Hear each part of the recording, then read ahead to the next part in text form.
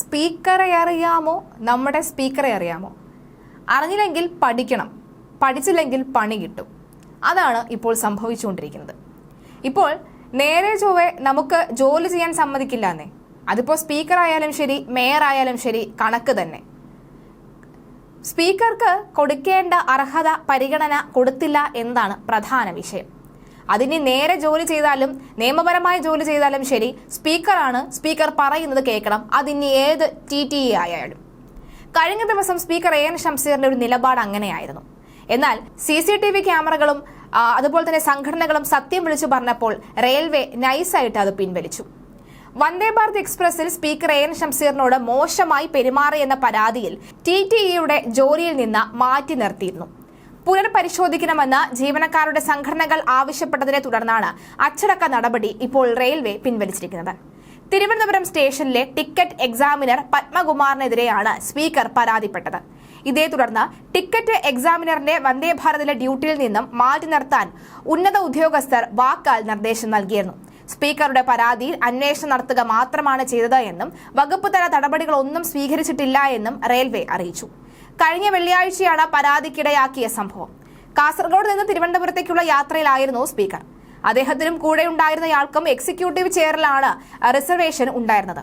ഇതേ ട്രെയിനിൽ ചെയർകാറിൽ റിസർവേഷൻ ചെയ്തിരുന്ന യാത്രക്കാരൻ സ്പീക്കർക്കൊപ്പം വന്നിരുന്ന് സംസാരിക്കുകയായിരുന്നു. ആലുവയിൽ വെച്ചാണ് ഇത് ടിക്കറ്റ് എക്സാമിനറുടെ ശ്രദ്ധയിൽപ്പെട്ടത്.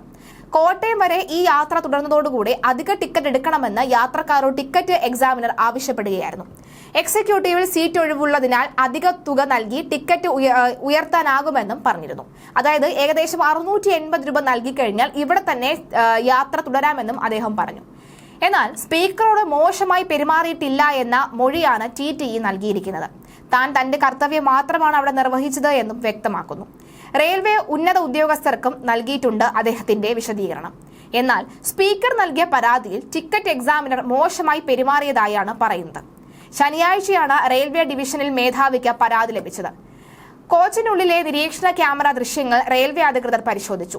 ടിക്കറ്റ് എക്സാമിനർ പറഞ്ഞതുപോലെ ചെയർകാറിലെ യാത്രക്കാരൻ എക്സിക്യൂട്ടീവ് കോച്ചിൽ അനധികൃതമായി കയറി ഇരുന്നതായാണ് കണ്ടെത്തിയത്. കുറ്റം ചെയ്യാത്ത സാഹചര്യത്തിലാണ് TTEക്കെതിരെ അച്ചടക്ക നടപടി എടുക്കുന്നത് അംഗീകരിക്കാൻ കഴിയില്ല എന്ന് SRMU division secretary S Gopikrishnan പറയുന്നത്. അല്ലെങ്കിലും ഇത് KSRTC അല്ലല്ലോ, വന്ദേ ഭാരത് ആണല്ലോ. ഇവിടുത്തെ മെമ്മറി കാർഡും ക്യാമറ ദൃശ്യങ്ങളും ഒക്കെ അതുപോലെ തന്നെ കാണും. അതുകൊണ്ട് തന്നെ ജോലിയിൽ നിന്ന് താൽക്കാലത്തേക്ക് മാറ്റി നിർത്തിയാലും തിരിച്ച് അദ്ദേഹം തെറ്റ് ചെയ്തിട്ടില്ല എന്ന് മനസ്സിലായാൽ തിരിച്ചെടുക്കാനും സാധിക്കും. എന്നാൽ മേയർ ഏതോ തർക്കത്തിൽ അതല്ലല്ലോ സംഭവിച്ചത്. KSRTC ആയതുകൊണ്ട് തന്നെ അതിനകത്തെ മെമ്മറി കാർഡ് എവിടെയോ നഷ്ടപ്പെട്ടു പോയി എന്ന് ആർക്കും അറിയാത്ത സാഹചര്യമാണുള്ളത്. ഇനി അഥവാ യദു എന്ന ഡ്രൈവർ അദ്ദേഹം തെറ്റ് ചെയ്തിട്ടില്ല എന്നാണ് തെളിഞ്ഞതെങ്കിൽ അദ്ദേഹം തിരിച്ച് ജോലിയിൽ കയറ്റേണ്ടി വരുമല്ലോ. അതേ രീതിയിൽ തന്നെയാണ് ഇവിടെ സംഭവിച്ചുകൊണ്ടിരിക്കുന്നത്. ടിക്കറ്റ് എക്സാമറുടെ ജോലി തെറിപ്പിച്ച് അദ്ദേഹത്തെ മാറ്റി നിർത്തിക്കൊണ്ട് വന്ദേ ഭാരതിനകത്ത് സ്പീക്കർക്കും ഇനി യാത്ര ചെയ്യണമെന്നാണ് പറയുന്നത്. നേരത്തെ ചിറ്റപ്പൻ ഇൻഡിഗോ വേണ്ട എന്ന് വെച്ചതുപോലെ സ്പീക്കർ ഈ വന്ദേ ഭാരതം വേണ്ട എന്ന് വെച്ചുകൂടെ എന്നാണ് പലരും ചോദിക്കുന്നത്. സാധാരണക്കാരായ ജനങ്ങൾക്ക് അല്ലെങ്കിൽ സാധാരണക്കാരായി ഇത്തരം ജോലി ചെയ്യുന്നവർക്ക് ചെയ്യാൻ പറ്റുന്നില്ല എന്ന് അവരുടെ കൃത്യനിർവഹണം തടസ്സപ്പെടുത്തിക്കൊണ്ടുള്ള പല നടപടികളാണ് ഇവിടുത്തെ ചെയ്തു പോകുന്നത്. സ്പീക്കർ ആയാലും ശരി, മുഖ്യമന്ത്രി ആയാലും ശരി, നിയമം എല്ലാവർക്കും തുല്യമാണെന്ന് ആരും ഇനി പ്രത്യേകം പറഞ്ഞു പഠിപ്പിക്കേണ്ടതില്ലല്ലോ. എന്തായാലും അദ്ദേഹം പറഞ്ഞത് TTE രാഷ്ട്രീയം കളിക്കുന്നു എന്നാണ് അദ്ദേഹം എടുത്തു പറഞ്ഞത്. സ്പീക്കർ എടുത്തു പറഞ്ഞത് അദ്ദേഹം രാഷ്ട്രീയം കളിക്കുന്നു, TTE രാഷ്ട്രീയം കളിക്കുന്നു എന്നാണ് പറഞ്ഞിരുന്നത്.